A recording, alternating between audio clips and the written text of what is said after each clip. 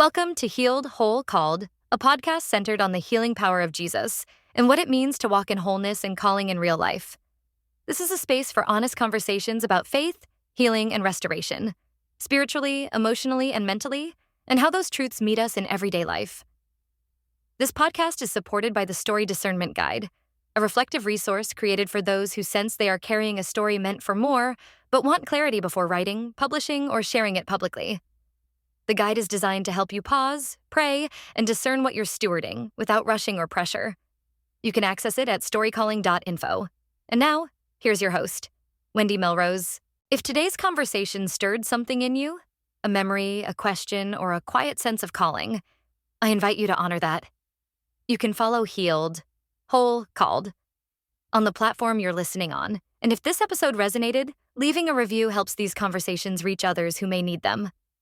If you know someone walking a similar path, consider sharing this episode with them. And if you're carrying a story or testimony and feel a nudge to do something more with it, the Story Discernment Guide was created for you. It's a reflective resource designed to help you pause, pray, and gain clarity before taking any next step. You can access it at storycalling.info. Thank you for being here and for stewarding what you've been given. Hey everybody, today's guest brings a steady, wisdom-filled presence to conversations about calling and growth. Carolina Arco is a leadership mentor who supports souls in developing emotional wisdom, inner steadiness, and a clear sense of purpose. For more than a decade, she's walked alongside individuals through seasons of challenge and renewal, helping them strengthen their character and deepen their trust in God's guidance. Carolini's work reminds us that true leadership begins within. And that is so true. So welcome to the podcast, Carolini. Thank you so much for having me, Wendy. Happy to be talking to you today. Yeah, it's so fun. So, I love getting to know you because you're giving us a perspective. For those who don't know, and we'll get to know her more. She lives in the beautiful country of Brazil, on the coast with the tropics, while the rest of us suffer in the of winter.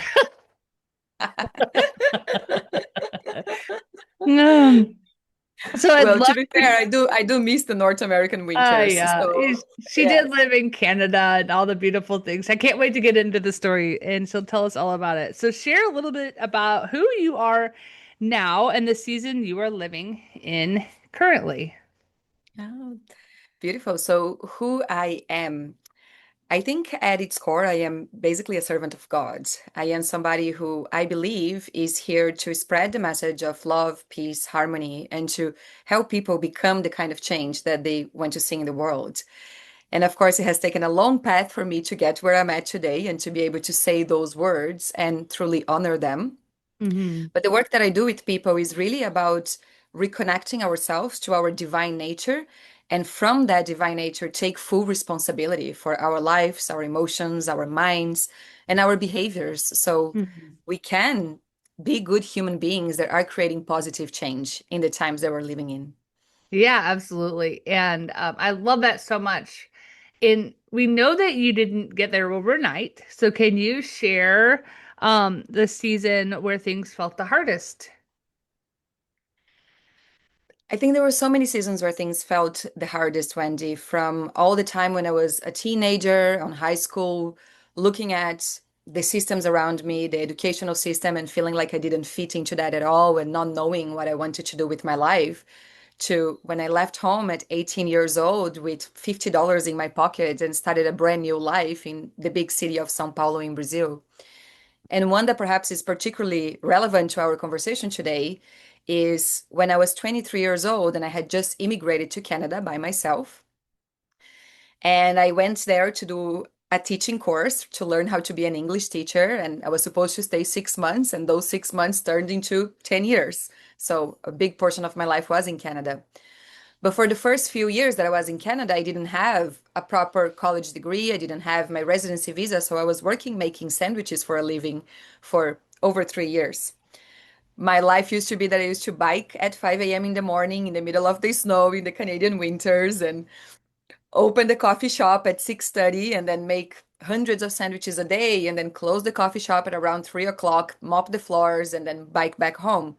So it was a season where I felt like I had no purpose. There was nothing that I was supposed to be doing. There was no way that I was truly contributing in any kind of way. And that brought me to a deep, deep state of depression and unworthiness, I think, more than anything. And that was Hmm. a really, really hard season to be in. It's really hard to feel like there's no reason for you to be here. It's really hard to be disconnected from God, right?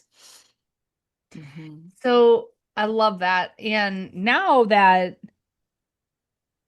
where did you see God meet you there? Because, when we're dealing with situations in life that may not be going according to how we thought they would go, and, God usually meets us in a quiet place, a sweet place. And I know you've got some really good stories. I don't know if you feel comfortable sharing with the audience about, how you felt heard and seen in kind of the quietness in your life. Yeah. So the first story that I would love to share, and again, I want to preface because I know this is a Christian podcast, so we're going to be talking about different That's okay. ways of thinking. Yeah. But the real change for me began when I was walking through a little shopping mall in North Vancouver, and that was really at the height of my depression. I felt like I was very much in the end of my ropes and afraid that I was going to do something that would harm myself. And I walked into this little shop, and there was a sign that said 15 minutes Reiki sessions. And I cannot tell you why exactly, but I just felt called to go into that store, right? Like I to answer that sign. And so this woman welcomes me in. She puts me in this table and she puts her hand over me. And I felt myself going into a complete space where none of the suffering existed anymore. It was a place that had no thoughts, no form, no evil. It was just pure light, pure goodness. Hmm. And I felt like I was there for over 4 hours. I could swear that I was there for hours. So when she brought me back, I asked her, like, how long did you leave me there? And she was like, well, this was a 15-minute session. And I said, well, this is not really possible, Like something happened here, like this is unusual. So I started becoming really interested. And this teacher used to hold these meditation classes every Monday. And so I started going into these classes. And one time that I was in the middle of these classes, we were going into this meditation space and I closed my eyes and I saw myself in this big field, this big wide field. And I looked out ahead and I could see a little like a little cabin sort of feeling, but it wasn't even a cabin by itself, right? Like more like a shack. And as I walked into that shack, Jesus was inside waiting for me. And it was the first time that I really felt the light of Jesus. It was so healing. It was such unconditional love in ways that I never received it before. So I felt that love and I saw Jesus and he put me in his arms and he just like cuddled me and started rocking me as if I was a child. And it was the most nourishing feeling that I had. I didn't remember feeling ever that I wanted so bad. And as I looked up, Jesus' face became my father's. Mm-hmm. And I had a very hard story with my father specifically. So when I saw my father, my first instinct was to say, no, not you. Like, I do not want you. Mm-hmm. And Jesus, in the face of my father, told me, you need to call me and you need to tell me that you forgive me. So I came back from that meditation and I was like, how am I going to do that? I know that I need to do this. This needs to happen. I mean, like, Jesus told me to forgive. Like, it's not a small task. I need to follow through on this, but the ego, right? And all the like, how can I ever do that? So it took me a week or so, and eventually I did call my father and I told him that I forgave him and that I loved him. And that moment did not only change me because it taught me something about forgiveness that changed the course of my life, but it also changed my father's life.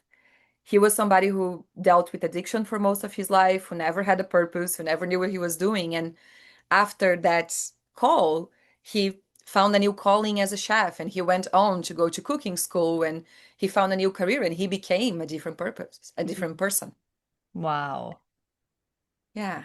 So now how did you feel? So we all know that sometimes we think we don't want to forgive because it means everything is forgotten. And we know that's not true.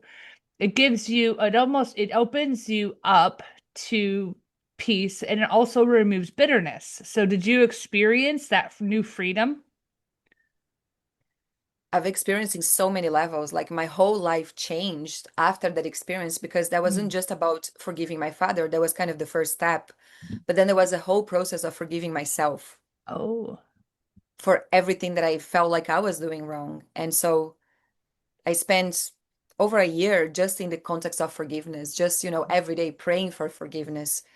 And it opened so many paths. That's how I came to find the career that I do today. That's how things started falling into place for me. It was through that practice of opening space through Hmm. forgiveness. Yeah, Hmm. and I love all of this because sometimes if we've ever been a part of religion or gone to church or anything like that, we make it way more complicated than it ever needs to be. God is love, and forgiveness, though not easy, is the key to freedom. And Yes. and for God to then be able to minister to us to lead us to the purposes he has for us on the earth. Yes.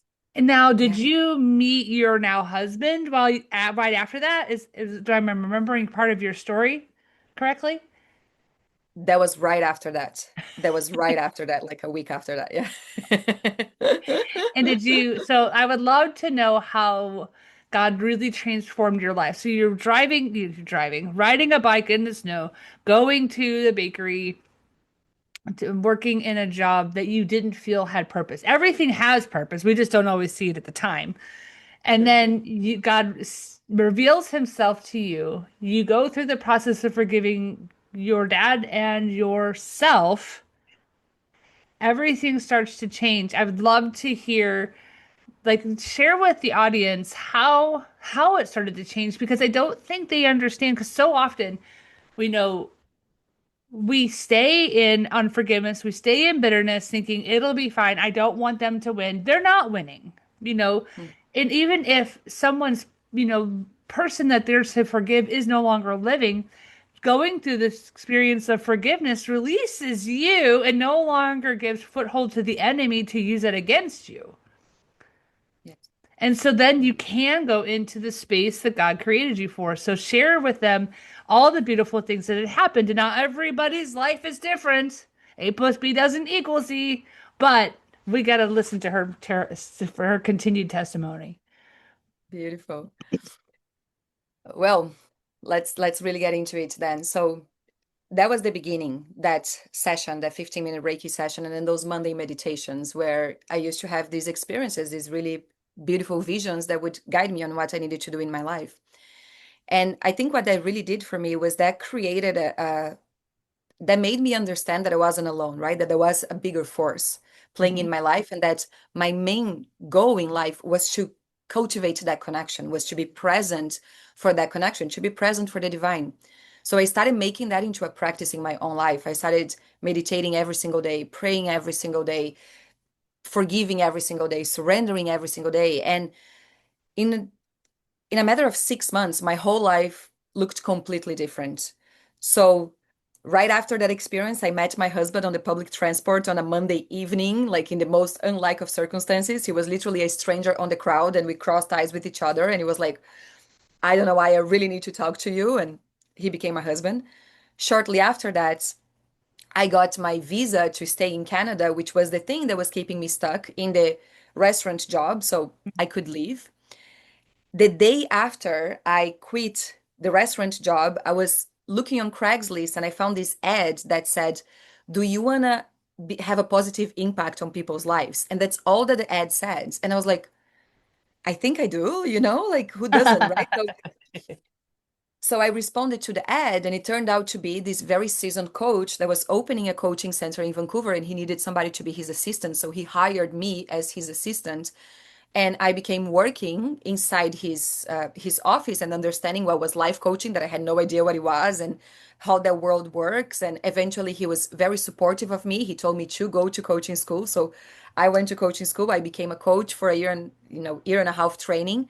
Then I became a teaching assistant for that school. So teaching people how to become coaches, helping teaching people how to become coaches. After that, I felt like it was time to open my business. Like I was meant to do this. I was meant to help people, right? With the tools that I had already acquired now, this spiritual connection, the mindset tools. So I opened my business. The very first time that I've offered 21 days of free meditations for people, I had 340 people coming in organically to that experience. The second time I did it, I had 980 people coming in What? organically to that experience. And that was with almost no effort at all. It was just like literally following God's guidance, understand, nourishing that connection every single day. This is the most important thing that I needed to do. And then letting the steps evolve one at a time, right? Like answering as they kept coming. Mm-hmm. So now it's been 9 years that I've been doing this professionally. It's been 9 years that my job is to be a mentor and a coach for people. And I've helped people all over the world, over 30 countries. I've helped over 4,000 people as clients in this world. And I truly live my version of heaven on earth, right? Like I live on beautiful tropical Brazil. I travel internationally a few times a year. I work with international clients. So I look at my life and I'm like, wow, I was working in a restaurant making minimum wage, thinking that I was nothing, thinking that nobody loves me. And now to feel the level of love that is around me, right? And the fact that I can receive that. I can learn how to receive that because it is God's love and it is our birthright to feel this level of love in Mm-hmm. our lives. Mm-hmm. So my whole reality has been massively transformed. It's and I love how if you guys could just see how her smile, how much she lights up. Sometimes I hate that this is all audio, but she just beams from ear to ear, and we can either focus on the chaos on the world right now, or we can focus on loving each other and helping each other through. And to me, focusing on any of the chaos, turn off the news, turn off the social media if people are getting too negative. Because if you focus on the great that's happening in the world, God is doing so many things. And whether you know him or not, you're still his child. Whether you acknowledge his existence isn't the point. The point is that you are loved by something greater than yourself, and to just surrender that, because so many people feel alone. I get that we need human connection, but you're never alone. Our creator is with us everywhere we go, no matter if you're in Brazil, Canada, the Middle East, anywhere, everywhere he is there. Yeah. And I would love for you to share how it is that what is like your best two or three things that people could work on to help them understand, like, you know this is how Caroline, sorry guys, I see her name and I want to say Caroline because that's how it's spelled, but it's Caroline and I mess it up. So It's forgive all good. me. No worries. I know it's um confusing. It's all good. but like anything that someone could apply to their lives, after they get off of listening to this podcast, that could help them today, with that type of love and connection or freedom. And then also after that, how can they connect with you to then say, I really resonated with her and how she, helps people. I would love to talk with what that would look like further. Oh, beautiful. Yeah, thank you for everything that you just shared, Wendy, because I feel like that is really the mission that I'm called to bring forth right now is to help people become a sanctuary of love in a world that is too full of hate, in a Mm-hmm. world that feels too disconnected. So to me, to become a sanctuary of love means that we carry the standards of love everywhere we go. We know that love is real. We know that love is the healing. And we choose to live in that, inhabit that, act from that, and have faith in God's love, have faith that the healing is happening, even when we cannot see it, right? as you said, turn off social media, turn off the news, and focus on God's love. And that was a message that I received last year. So I know this is not exactly what you asked, but I want to share You're about it. fine. You're good. Yeah.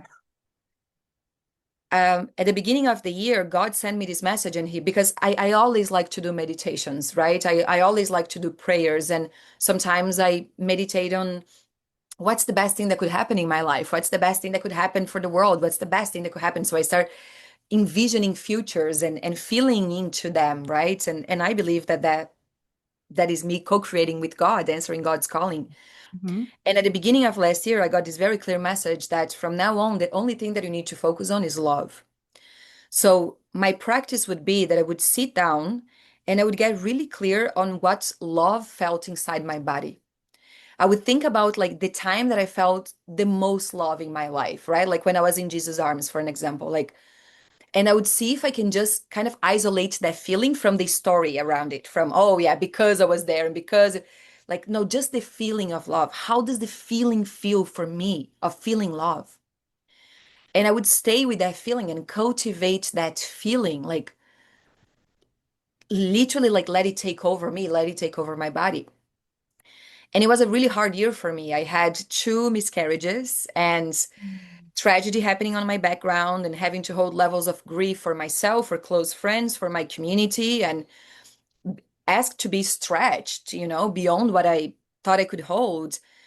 And yet, as I was going through all of those experiences, there was this unshakable faith that even that which felt so hard, even that which felt so impossible to love, was an act of love Mhm. at its core. There was still love to be found there. And I saw myself going through these experiences, choosing to show up as this act of love, right? Like I can love in the grief, I can love in the anger, I can love in the no understanding. God is so big, He can hold all of this, He can Yes. hold it all. Mhm. So I think if there is, a practice for people to connect to, and when the prayers feel like they're just becoming mechanical almost, when it feels like it's disconnected, when the presence doesn't seem to be there anymore, focus on love. Find where you feel love in your heart. Maybe the biggest love you've ever felt is for your children, right? Like the moment that they were born and you looked at their face and it's like, wow. Then go back to that feeling, like see if you can get that feeling and then bring it out again and nourish yourself from it. That I think that's what we need to do more, is we need to reach for God's love, not just wait for it to happen, reach for it to happen. Mhm. I think that's one of the practices that I would offer. And from there also start asking ourselves, if I am a force of love, then how do I act? Mm.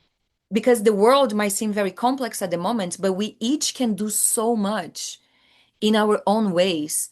If your way, as is my way, I live in this fisherman village in the south of Brazil. We have a lot of problems. We're in Brazil, we're a third world country. It's beautiful, it's stunning. And, there's lots of problems. The US has a lot of problems right now. Oh. But if we can take one step, if I can be kind to one neighbor, if I can offer help to one person, if I can support one small business, if I can do the difference in my community right here, right now, I don't need to fix all of the world's problems. I Because I know that I have influence where I am at. Right. I believe that I have influence and power where I am at. Mhm. So ask yourself this question: if I am a force of love, then how do I act? What do I do? Do I want to shovel snow for my elderly neighbor? Do I want to do groceries for somebody? What can I do right now as this force of love? And the Mhm. more that we do these acts, the more we feel it coming back to us, right? It fulfills us Mhm. again. Mhm. So that's what I would offer to anybody who is listening. And you can find me on the social medias. Is my The name of my brand is ARCO Teachings. So Facebook, Instagram, website, whatever it is, come and have a chat if this spoke with you. I would love to just have a deeper conversation and get to know you too. Oh, that's amazing. And any time that we are loved and we change and we're just loved to someone else, if they even if they were in a bad place, they're changed. And then they Yes. typically will love and it ripples out. And so if we all focused on love and having it ripple out, some Yes. people will accept or not accept and receive, and some people will reject it, but that's not on us. Calling is to only be the love. And to trust that love is doing its job. Right. God is doing his job through us. We can't see, we don't know God's plans, but that ripple Mm-hmm. it has a plan, right? Like to Mm. trust so deeply on like God's plans. Oh, that's good. And so, one of the most beautiful, I don't know if anyone has seen the movie David. So, an animated movie of David came out again. And it's same thing it's also a representation of this, what I'm about to mention, is in The Prince of Egypt, which is the story of Moses.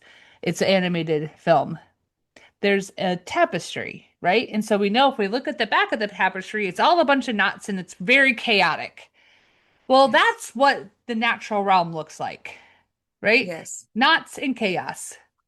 But when you flip it over, you see God's perfect design on how our little knot, and our little strings to the other little knots actually Yes. helped create a beautiful harmonious image, a picture of life in peace and love. And so, we can think that we don't have purpose. Even if you're in a spot where you're in the middle of winter riding your bike to the coffee shop to make 100 sandwiches, that Carolini had purpose. Just as Yes. now, where she impacts the world through her leadership and training, has the same purpose. It's just different. And as we grow and as we shape and God changes our lives, through as we age and change and move, we don't know. Caroline and her husband might move back to Holland. We don't know. But in the meantime, you just focus on where you are today and what can you do today. Yes. Tomorrow is a different assignment, but today's assignment is this. Yeah. Yeah. And to take sacred responsibility over that assignment, to know that if we have been assigned that, there's a reason for it, and we have the capacity to follow through on that assignment, right? To really hold that with ownership of I have been assigned this. Mm-hmm. I have been assigned to be a force of love in today's world, right? Like I have been assigned Right. this path. Absolutely. Yeah. So good. I would love for you to share for the woman listening who sees herself in your story, what would you want her to know? Hmm. I think what I want you to know is that you deserve to feel good. You deserve to pay more attention to the parts of you that tell you how great you are, the qualities that you do have, the talents, the gifts that you carry, than the things that you need to fix or the things that you need to improve. You deserve to love yourself with the same level of reverence that God loves you. Like you deserve to experience that. Mm-hmm. And honestly, as long as you are with the right intention of being a force of love and you're moving with that, you cannot go wrong. You can literally achieve everything. That's right. That's so true. I love it. I love it. Well, thank you so much, Caroline, for sharing your heart with us today. To our listeners, I want you to remember your story isn't over and you are not disqualified by what you've been through. And with Jesus, you are healed, whole, and called. Till next time.